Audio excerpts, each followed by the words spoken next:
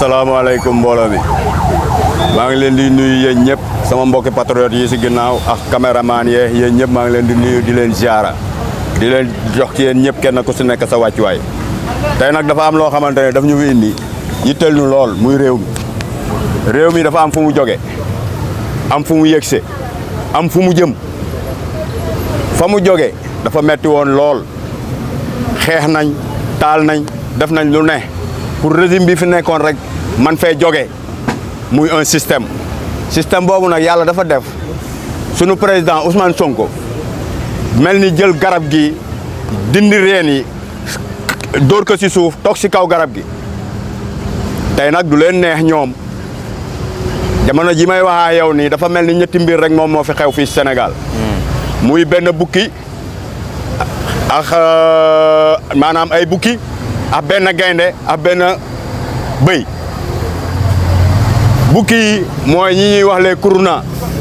gars yi nga xamante ne ñoo fi nekk lu état bi def ñu ne baaxul nangam ak nangam parce que seen ceeb moo doon niin dem ba ren neenu niinatul ñooñu ñooy wax ji nga xamante ne ni ay wax yu safaanoo la mais ñun ñii nga xamante ne ñun ñoo wote woon projet bi gëm projet bi ñun yàkkamtiwuñu pourquoi ñoom ñu gën ñoo yàkkamti muy benn gaynde gi nag mooy Ousmane Sonko suñu président Ousmane Sonko moo taxaw si digg bi bëy wi tey jii moo nekk Bassirou Diomaye Faye soxlaaw ñu gaynde gi fi mu nekk nii bëy wala soxlaa mais gaynde gi moo taxaw jàkkaarloo bukki yi mooy seen problème ñoom nag les kuruna nañu def attention seeni wax yi ñuy def ni ça ne passera pas du jàll Sénégal ne sera jamais comme avant yàlla moo bëgg Sénégal jox ñu président Ousmane Sonko jox ñu président Diomaye ñuy di jubbanti di teg lépp si raay yi ma leen di ñaan ñoom ñaar ñooñu bu dara xaj seen diggante rawatina ñun patriotes yi bu kenn dugg si suñu diggante di ñu xaajaloo parce que loolu rek lañ bëgg fi mu nekk nii bu ñu leen ko may mukk tey jii nag lim duñ mënta nangu mooy ay nit jël alali réew mi sàcc ka jël ay nit tëj leen ñenn ñi ñu rey leen ñenn ñi génnam réew ñu ne loolu kenn du si wax on va en parler te xoolal on va aller jusqu'au bout ma leen di xamal nag yéen ñi nga xamante ne ñun ñoo leen faloon xeexal leen suñuy confrère deesi ñenn ñu tëj leen ñenn ñi génnam réew bu leen dellu ginnaaw mukk fi ngeen ko teg foofu la. ma amaat nag leneen loo xamante ne dina ko si dolli muy alors ñun doomu Tëngéej leen. waaw salaamaaleykum ñu nuyu waa Sénégal gépp di nuyu suñu mbokk journalistes yi di nuyu fépp fu ex-détenu ne nekk ci Sénégal ñu ngi lay nuyu di la jox sa wàccuwaay di fàttali nag suñu mbokk sénégalais yi ndax am na lu fi jot a jaar sama confrère yi wax ci man côté boobu dama koy sote jàkkaarloo direct ak ministre de la justice. ministre de la justice ñu ngi lay fàttali ne la am nga liggéey bu mag a mag parce que ñun dañu am confrères yoo xam ne 83 personnes yu deewoon ci gouvernement Macky Sall ñu tëjoon ci 1800 personnes ñu tëdd rëbës ñu torturer leen ñu dund loo xamante ne nii ba léegi si may wax ak yow nii mënuñu ko fàtte. kon bu ñu gisee benn groupe bandi bu ndaw jóge fële ñëw ne ñoom dañuy xeexal justice ñu sàcc alalu réew mi ñun nag dañuy jógaat nag toog xoolaat suñu bopp pour fàttali sénégalais yi ne leen ndax ñii ay nit lañ voilà fi mu toll nii nag wax ji li muy bari yëpp pare nañ ko bu baax a baax fi ñu jëm dañu ngi ñaan yàlla di def témoin sénégalais yi ñu xam ne 83 personnes fu ñu leen wàccee ñu dee ci biir réew mi Sénégal ñoom ñu toog di muñ justice di patienter di xaar ne justice bii dañ koo tàllal suñu ay loxo pour mu tëddee njaaxaanaay pour mu leeral ñu li fi xewoon démb ñu toog di muñ loolu ay kuruna jóge fële sàcc alalu réew mi rey suñu rakk yi wëlbati ko waa taxaw ne dañuy xeex pour justice ñu ngi tàllal loxo di def témoin Sénégal ñëpp ñu fekk ko parce que xam naa ne ñu ko gars yi waxee léegi képp ku xool ex-détenu yi ñi tëddoon prison nga jàkkaarloo ak ñoom di leen woo ci combat di leen woo ci xeex ñu ngi woo témoin sénégalais yëpp ñu doon suñu témoin suñu diggante ak lii di xew nii parce que Ousmane Sonko le père maa ngi leen di bàyyiloo xel ne ay avenir yu Sénégal ñoo nekk ci ndoddam du moom jëmm Ousmane Sonko bi en personne mais Afrique yëpp ñoom ñoo nekk ci espoiru yaakaar Ousmane Sonko kon ku dem bay opposé li laa war a soli boo génnetee na nga dem ci média bi nga wax dëkk bi dox na suukar bi seer na wala diwlin seer na wala leneen ak leneen waaye jàkkaarloog Ousmane Sonko yaakaaru Afrique gépp nga taxaw di ko saaga man dama fàttali dama leer ba leer ne yéen bëggoo leen Sénégal bu développé li ngeen bëgg mooy jàkkaarloog patriotes yi nga xamante ne nii démb ba muy metti ñoom ñoo ne woon Ousmane Sonko kenn du ko tere àgg ci pouvoir bii nii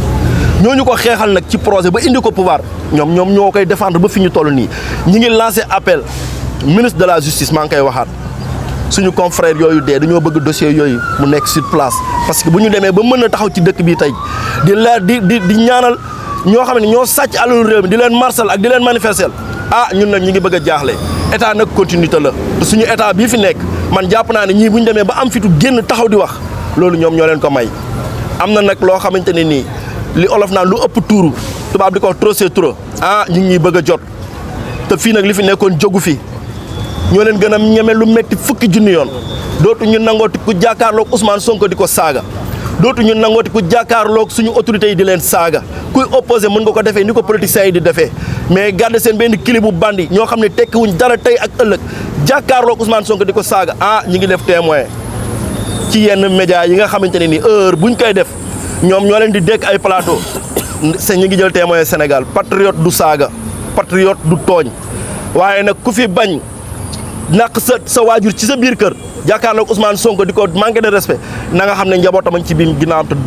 démb lañ ko nangul woon wax ma laa tey ji nga xamante ne nii amuñu dara lu ñuy moytu fii ci réew mi waaw damay gàttal kàddu yi foofu wasalaam di nuyu waa CODEPS di nuyu suñu mbokk ex-détenus yi nekk si département yi ak ci région yi yëpp parce que combattant yi dañoo tëdd di nelaw de waaye bu ñu yaakaar ne dañoo bàyyi pouvoir bi wala dañoo découragé si pouvoir tey la ñu gën a nekk ci ginnaaw pouvoir bi di ko accompagner tey la ñu gën a taxaw ci ginnaaw pouvoir bi pour mu réussir ndax pouvoir bi dafa dañ ko jëlee fu metti war ko yóbbu fu sore ay génération ñoo nekk suñu ginnaaw wasalaam maa ngi gàddal kàddu bi foofu ndax li duuf si nag bi xajul si cin li. asalaamaaleykum wa rahmatullah mbokki la presse ñu ngi leen di nuyu di la wàccee seen wàccuwaay di nuyu assistance bi di nuyu sama mbokki ex-détenus yi ak le collectif des ex-détenus politiques du Sénégal donc objectif bi ñu taxoon jóg tey jii nii lancer ultimatum la ak dénoncer d'abord li ñu tax a jóg mooy nous avons constaté depuis un moment un régime sanguinaire un régime mortifère régime boo xamante ne ni dictatorial la fa imposé ici ñu subir ko nous avons vu des jeunes lâchement assassinés ba tey justice bi doon traîner loolu noonu dañu bëgg ñu vider ko le plus rapidement possible c'est un ultimatum que nous lançons je pense que l'appel a été entendu par l'État changé nañ ministre de la justice ñu ngi am yaakaar ak confiance ci yow que ni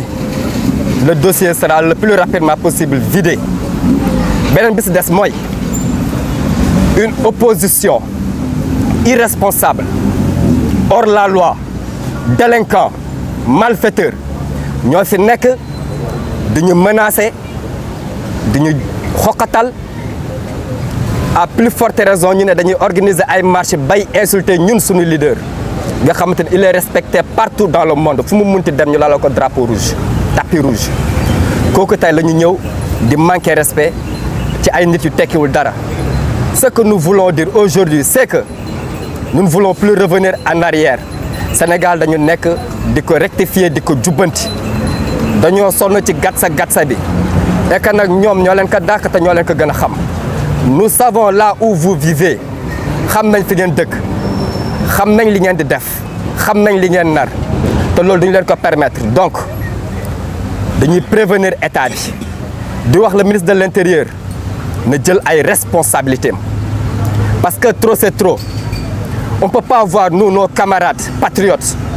retourner en prison juste parce qu'ils ont insulté l'ancien président dictateur qui se trouvait ici tey ñu ngi gis ay soi-disant opposants irresponsables taxaw di saaga yu ñaaw te gisuñu ci kenn koo xamante ne nii interpellé nañ ko ci walla inquiété nañ ko nous demandons à ce que ça s'arrête le plus rapidement possible c'est un ultimatum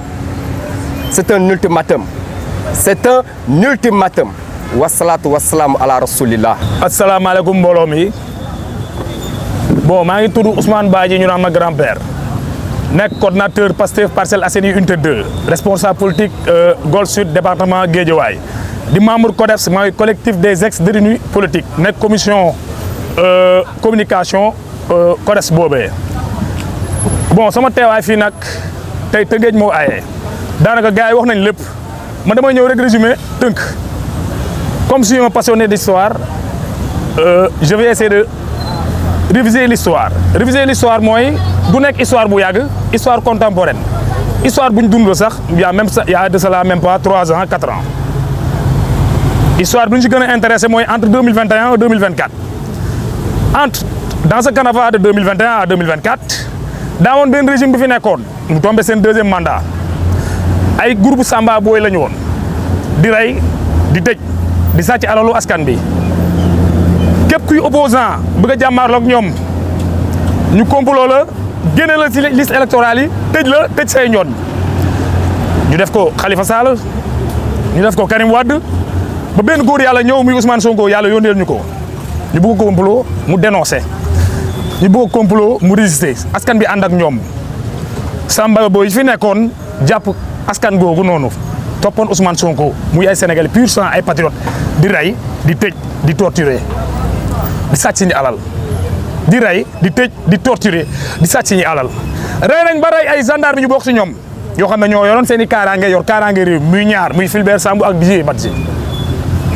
de 2021 ak 2024 loolu Sénégalais yi doon subir loolu képp ku bokk Pastef doon subir loolu bépp Sénégalais épris de justice doon subir yàlla may ñu ndam si résistance boobu ñu nekkoon ñu dem ba am ndam 2024 justice war a def liggéeyam justice bi yéex moo waraloon bee passé ñu génnoon na justice daa war a def liggéeyam dafa yéex am nañ si yaakaar ñun si régime bii lañ bokk justice mi ngi def liggéeyam nag changement am na ñenn si Samba booy yooyu noonu mooy les criminels financiers ñu jàpp si lu mat 5% si ñoom rek jàppaguñ ñëpp di leen tëj jàppaguñ les criminels sanguins criminels financiers rek lañ jàpp 5% si ñoom maanaam mu des 95% si ñoom ñeneen yi ay xaru tabaski lañ yàgg tabaski viendra dañuy ñëw da leen di tëji yeneen Samba booy yi nekk sa biti génn ñoo xam ne ñëwaguñ jàppaguñ leen génn am fit am audace su manifester pour ñu libérer yeneen criminels yi nekkoon si kaso bi dafa mel ni Sénégal dafa mel ni amatul état de droit dafa mel ni Far West ba woon sa États-Unis di nga xam ne groupe bandi yooyu doon groupe kaboy Samba booy yooyu nga xam ne dañ doon cambriolé diligence yi buñ si jàppee ñenn dañuy dem songu prison bi cambriolé ko libérer seen i nit Samba booy loolu lañ defoon bee passé ay Samba booy lañ bàyyi keroog ñu marche ay criminels ñoo doon marche keroog pour ñu libérer seen i morom criminels yi nekk kaso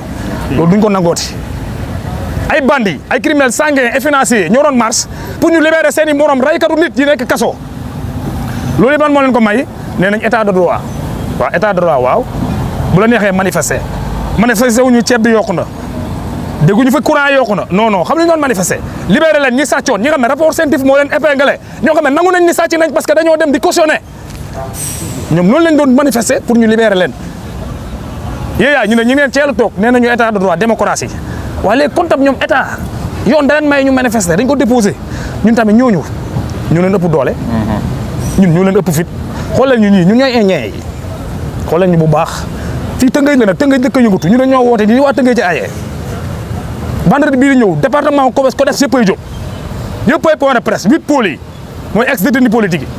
yi je lance un appel solennel lii Karl Marx waxoon prolétaires de tous les pays unissez-vous ex-détenus de tous les territoires sénégalais de tous les départements levez-vous comme un seul homme à partir de vendredi lancer point de presse ne kuruna yii criminels sanguins ak financiers yi doon manifester keroog saa yu jógatee déposé lettre pour manifestation ñu autoriser leen ko ñun tam nañ déposé même lieu même département même commune ñun tam dañuy manifester ñoom bu ñu jógee yuuxu ne dañuy manifester pour la libération des criminels sanguins nous on va déposer une marche pour manifester pour le maintien en détention en prison de ces mêmes criminels sanguins. est-ce que dégg ngeen bu baax li may wax su ñuy nee 100 personnes ñun la ñuy 1000 personnes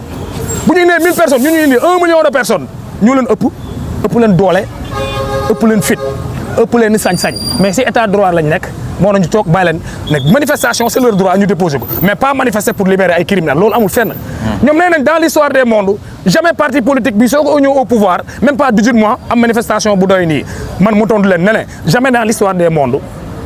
ay criminels yu sàcc xaalis am ñeneen ñu génn pour di manifester pour ñu libérer leen ay criminels yu rey nit am ñeneen ñu génn di manifester pour ñu libérer leen loolu képp ku ko def tu es complice bépp nit bu génn naan da ngay manifester pour ñu génn libérer sàcc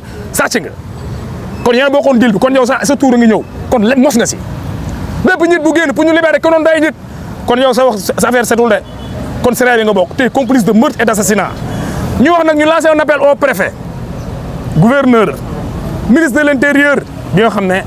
on respecte ses engagements récents si déguerpissement yi ñoom ñooy joxe autorisation yi manifestation yi ne leen ñu leen di ñaan di leen ñaax nit kuy génn di saaga Ousmane Sonko si di leader nit kuy génn di manifester pour ñu libérer ay criminels autorisation yi war ñu ko joxe wala nag bu ñu ko joxee ñooñu saa ñu déposer autorisation ñun tam nañ déposer autorisation manifestation. le même jour. le même jour. le même lieu. même lieu même ruq-ruqaat même impasse fépp fuñ bu ñu nekk lañ leen fekk ñoom xam nañu bu baax ñi leen diggante ak ñoom police ak gendarmerie moo tax ñu leen di xool nii ñoom nañ sant sëñ Mountakha ak Ousmane Sonko bu noonu ñun ak ñoom rek 2021 génnoon nañ dëkk bu yàgg ñoo xam nañ bu baax la ñuy wax 2021 ñoom dawoon nañ bëggeen dëkk bi ñun ak ñoom rek duñ xaj ci réew mi barki Serigne Gàcce Fall soo gisee changement am nag ñun ñoo woote démocratie ñun ñoo woote rupture ay waay rupture beeg ñuy bëgg a rey waaye ba ay reykatu nit ay nit di génn di manifester pour ñu libérer leen loolu dafay jeex saa yu ñu wootee marche ñun dinañ woote marche maa ngi koy répété waat bu ñu indee 1000 personnes ñun 1 million de personnes la ñuy indi 1 million de marche 1 million de personnes dinañ ko indi Ndakaaru Ndiaye ñu xool ñi dans certains pays ñu Sénégal moo nekk ak suñu teranga ak démocratie ñii Chine ils sont pendus publiquement ñi saa ci xaalis ñi Corée du Nord dañ leen di fusiller ñi rey ay nit mais Sénégal ñi rey ay nit ak ñi àndoon ak ñoom ak ñu déglu na xaalis ñooy manifester quoi di saaga leader yi naan ñu libéré seen i ñooñ ba pare maa ngi ñëw lancer beneen appel di ko jagle si RTS message boobu dama koy lancer en aparté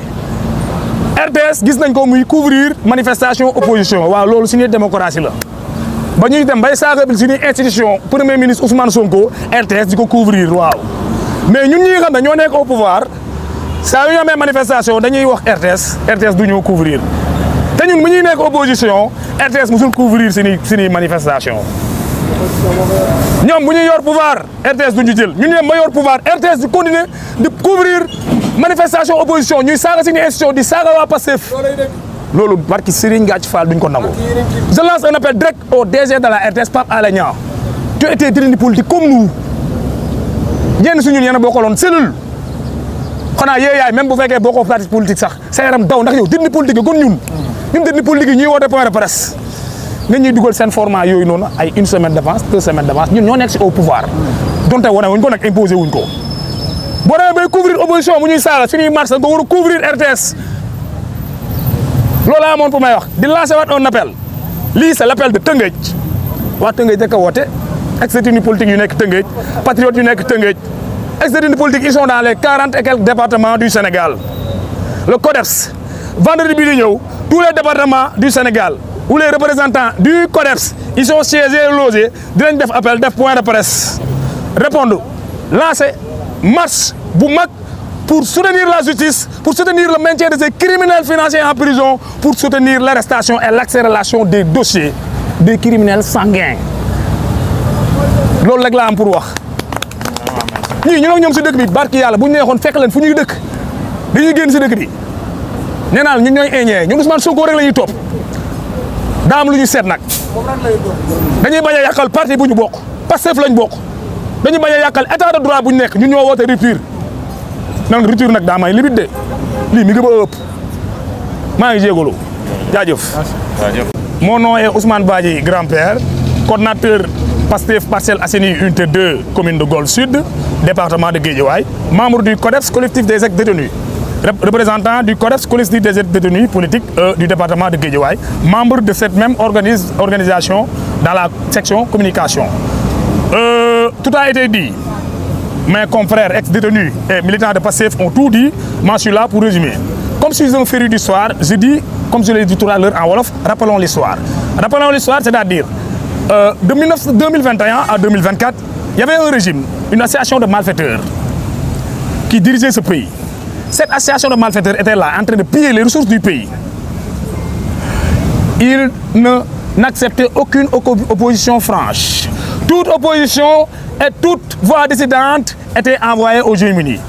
Ils l'ont fait à Karim, Ils l'ont comploté pour l'enlever sur les listes électorales. Ils l'ont fait à Khalifa. Seul Sonko, en grand homme, un envoyé de jeu, a su résister.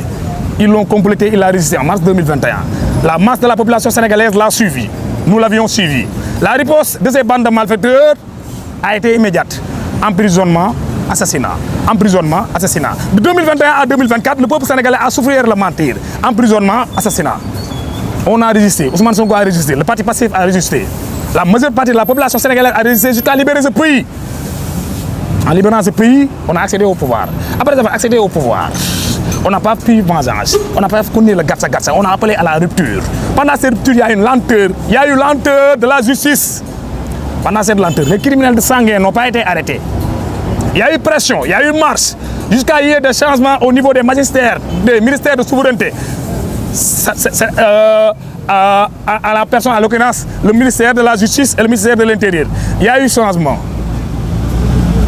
On a espoir. Nous sommes du parti Pastef. Mais ce changement-là n'a pas encore arrêté les criminels sanguins. Ils n'ont arrêté que des criminels financiers. Et ces membres de ces malfaiteurs-là se permettent de manifester pour libérer les leurs. Ça, on n'acceptera plus jamais ça.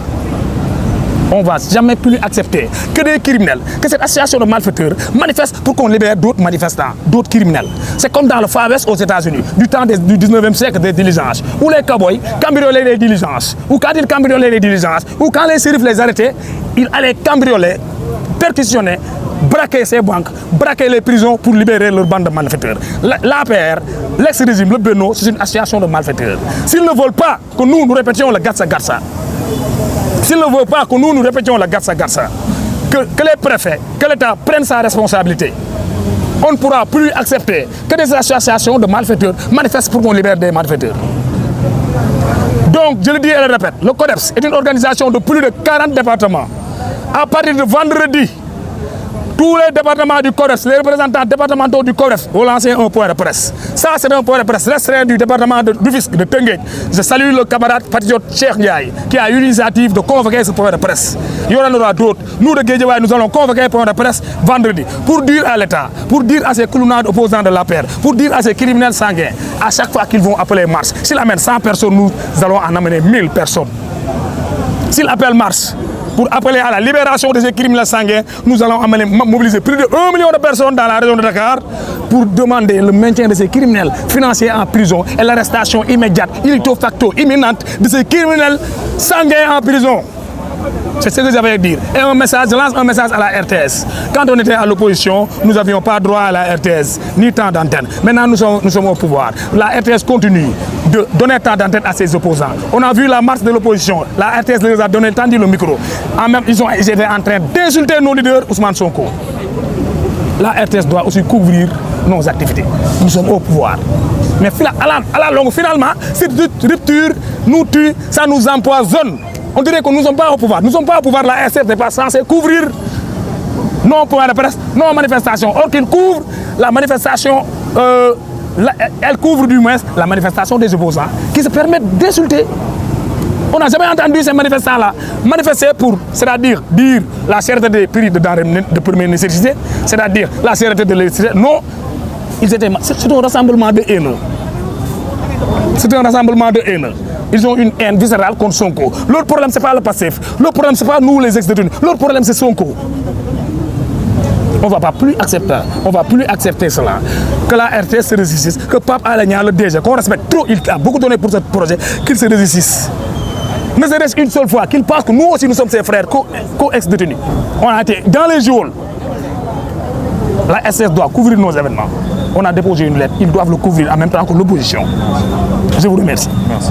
jaajëfalaat bu baax a baax yéen ñi nga xamante ne yéen a ñëwoon wuyu si li nga xamante ne moom lañ doon woote di lancer appel ci ñetti tomb rek laay wax bi si njëkk mooy dañ koy lancer ki nga xamante ne nii moom la ñu teg ci bopp réew mi muy président de la République Bassirou Diomaye Diakhar Faye mooy que li nga xamante ne nii moo ko fal mooy espoir ak yaakaar bu bare ci liñ koy woo mooy que faawu rek mandat bii mu nekk mandat boo xamante ni dañuy arrêté sàcc yi jàpp leen arrêté ñi nga xamante ne mooy criminels yi ci ñi nga xamante ni ñoom lañ daan àndal di nekk sur le terrain y a 83 personnes yoo xamante ni nii dañoo jël seen bakkan boom leen te bu ñu fàttaliku faaw ñuy interpeller histoire parce que Sénégal nit ñi dañoo gaaw di fàtte li nga xamante ne moo fi xam mars 2021 jàpp 2024 dañoo gis ay nit toog ci média toog ci presse di wax ni ay drone ñoo nekkoon ci kaw di tirer xale yi te loolu nag c'est comme une manière de essayer de manipuler l'opinion et puis essayer de manipuler l'histoire li fi nekk mooy Cheikh Wade gis nañ ab nit ku taxaw yore ab mëq doomam fëx dóor mu wàcc liggéey loolu dafa leer yooyu c'est flagrant kon le président de la république ñu ngi koy woo ci li nga xamante ni nii mooy ñi nga xam ne dañoo tuuroon seen bakkan ñu yoon def li nga xamante ne mooy liggéeyam te gaaw ci parce que le temps de la justice n'est pas le temps des hommes loolu baat boobu baat bu ñu soof la ngeen baal ñu baat bu ñu soof la parce que bu fekkee justice am na objectif bu bëgg a arrêter nit wala bëgg a jàpp ni day nekk lu gaaw mais lan moo tax doomu baadoole yii nga xamante ni dañoo tuur seen bakkan boom seen i bakkan ba noppi après ñu toog di xaar boobu ba léegi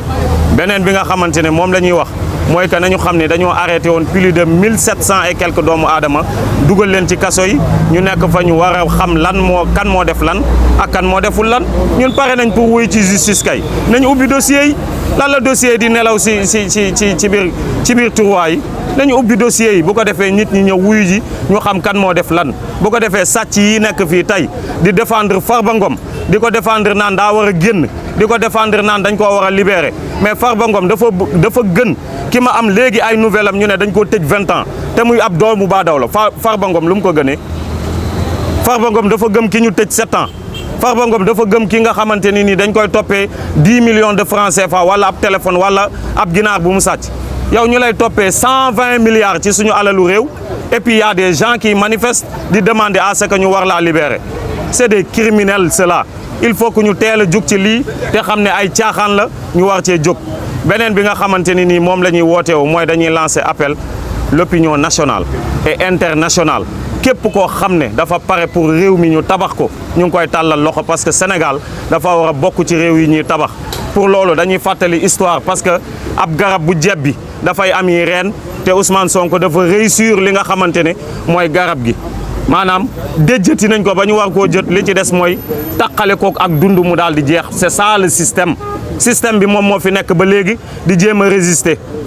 Muhammad alayhi salaatu wasalaam nag moom mooy sunu leader bi mu ñëwee taxaw gannaaw Màkka dafa ne woon ndax su ma leen ne am na ku nekk ci ginnaaw doj yii war a songu Màkka di ngeen ko gëmam déet ñu ne ko musuñu laa xamee caaxaan yow doomu ku dëggu ki mu ne leen yàllaa ma yónni ci yéen bàyyi leen seen yàlla yu ndaw yi te ngeen topp borom asamaan ak suuf Abu Lahab moo njëkk a taxaw ne ko tabban lak toskare ñeel na la di yow ci lii rek nga nu doon woo fop ay yërëm dem moo tax sawara mooy nekk wàccuwaayam képp koo xam ne yaa ngi ci opposition bii wala nga nekk ak fépp foo mënti ne ci presse bi yore sa xalima wala nga nekk soi-disant société civile nous on est là avec des pieds fermes pour lépp li nga xamante ni nii taxawaay la engagement détermination inna allaha la yughayyiru ma bi qawmin hatta yughayyiru ma bi anfusihim fii la ñuy wàccee suñu kàddu yàlla du soppi génération lu dul ni ñoom ñooy bëgg changement mu defal leen ko wasalaamu aleykum wa rahmatullah am na lu mu bëggoon a yokk voilà moom na message bu parti Pastef il va faire la prière day ñaan rek après gaaw assis-toi là-bas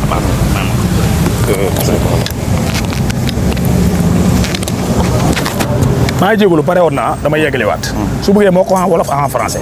dafa message bi may jagleel parti Pastef bu ñu bokk ne leen ñun nuñ jëlee pouvoir bokkul ak pouvoir précédent yi ba ñenn ñi naan jalul mars opposition bi dañ ko bàyyi c'est l'heure de l'opposition ñun révolution lañ jëlee pouvoir nous sommes des révolutionnaires nous sommes pas des partis classiques ñoo ñu jël pouvoir bi pour accéder au pouvoir sans murer derrière les bureaux dans la bureaucratie bàyyil opposition bi terrain bi non nous sommes des hommes de terrain dañuy nekk si pouvoir bi di investir le terrain nous sommes les sentinelles du projet bépp révolution boo jàpp ni si 2 ans la durée yaa ngi nax sa bopp je convoque toujours l'histoire révolution française bi ngeen di foog ni 10 ans la durée Louis XVI 1876 buñ ko faagaagalee jëlee ko fële moo jabaram Marie Antoinette ay ñoom Robespierre ñëw ñoom Lavoisier beneen révolution daa amaat ñu dégager leen ay jacobins ay sans culottes beneen révolution ñooñu dévager leen ba ñoom général Dumouriez ñëw beneen révolution ñëw dégager leen ba Napoléon Bonaparte ñëw loolu ça a duré 10 ans ku jàpp ni kon ñun 2024 jël nañ pouvoir bi rek non opposition bu wàccee mars non ñun waruñu mars kon dañuy vous vous trompez lourdement ñun nu ñu jëlee pouvoir bokkul ak Abdou Diouf bokkuñu wax Ablaye Wade Abdou Diouf xam nañ ko yekkale bokkul ak l'an 2000 nga xam ne Ablaye Wade alternance la bokkul de ñun révolution lañ jëlee pouvoir la révolution ne vient que de commencer on va investir les rues on va continuer à investir les rues c'est l'âme de Pastef ñun marche si ni deret la ne dañuy nekk pouvoir di continuer di marche du ñu nangu benn voie démocratie waaw mais du ñu nangu ki génn di marche saaga suñu institution boo marché ñu marche sa kaw loolu laa amoon bu may wax maa ngi tëj jaajëf